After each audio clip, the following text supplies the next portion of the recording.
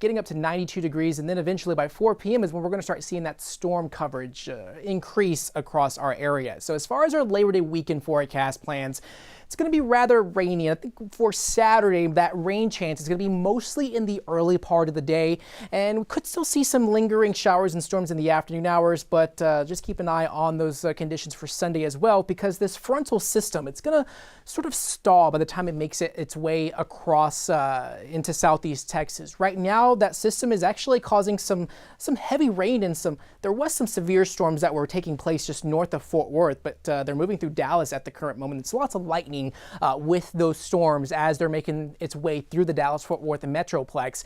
As that system moves southward, that's where we're going to start seeing our fair share of rain chances as it continues its approach to the Houston area. That's going to ramp up those rain chances starting tomorrow afternoon, and then lasting through Saturday morning going into this weekend. And it's going to be a very slow moving cold front, and that's why we're not really expecting much of a temperature change for us here across our neck of the woods, but we are expecting that system to eventually move southward, and it very well could bring some drier air in place as we head into Labor Day and into Tuesday.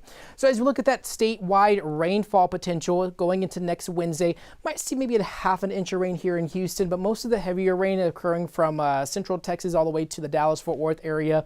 But looking at the future track at a closer view, right now our weather model, in-house weather model system, is keeping those storms just to the east of the Houston area. I think that's a little too close for comfort when it comes to those high school football games. So we're going to track that pretty closely as we head into tomorrow. And so just be on the lookout for some possible storms as we get closer towards around the 7 o'clock to 8 o'clock hours. And that could potentially last through 9. And like I said, that's going to be mainly east of Houston. And that's the reason why the Storm Prediction Center is including areas east of Houston under that marginal risk for severe weather. But going into 4 to 5 p.m., I'm going to go ahead and step off screen here so I can back that up just a little bit as we head into Saturday afternoon. So as we go into Saturday about 2 p.m., that's when we could see more of those showers and storms start moving into the Houston area and then eventually moving southward. But the weather pattern is just going to remain unsettled going into the first half of our weekend. And so this is that severe threat for Friday night. And that's a marginal risk. That's a 1 out of 5 on the severe index scale. And does include areas from Livingston, Cleveland, Liberty. This is for Friday night around the 7, 8 o'clock hour. And so definitely just keep an eye on those, on the weather conditions for tomorrow. Pay attention to the radar. You can always get the latest updates by having the KHU 11 app on your phone or mobile device. But we are expecting that flood risk to still be in place for Saturday.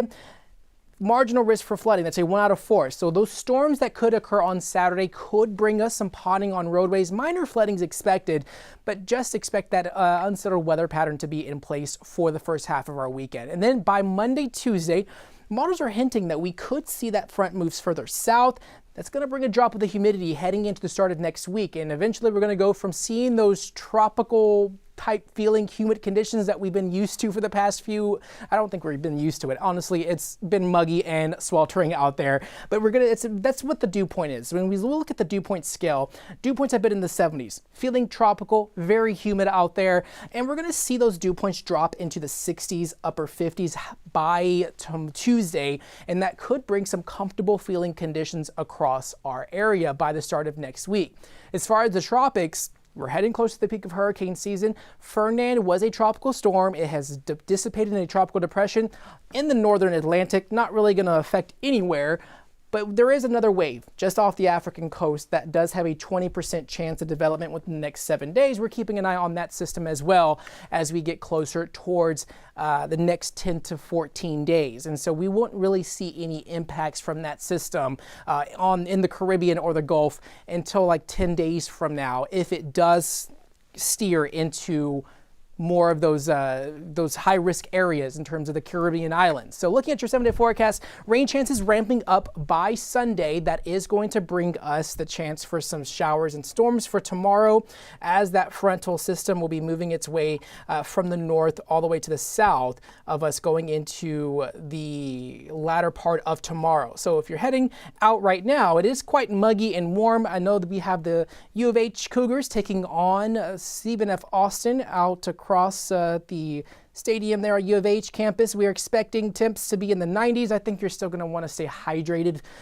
Drink water, practice those heat safety measures, because even though we're heading into the cooler parts of our day, the muggy conditions is causing those feels like temps to range between 101 to 103 degrees by the next couple of hours. So definitely stay cautious out there when it comes to the heat safety measures if you are making those long walks from where you park to the stadium, especially for the sensitive folks there. Looking at the travel forecast across Texas, we do have a frontal boundary, a cold front. I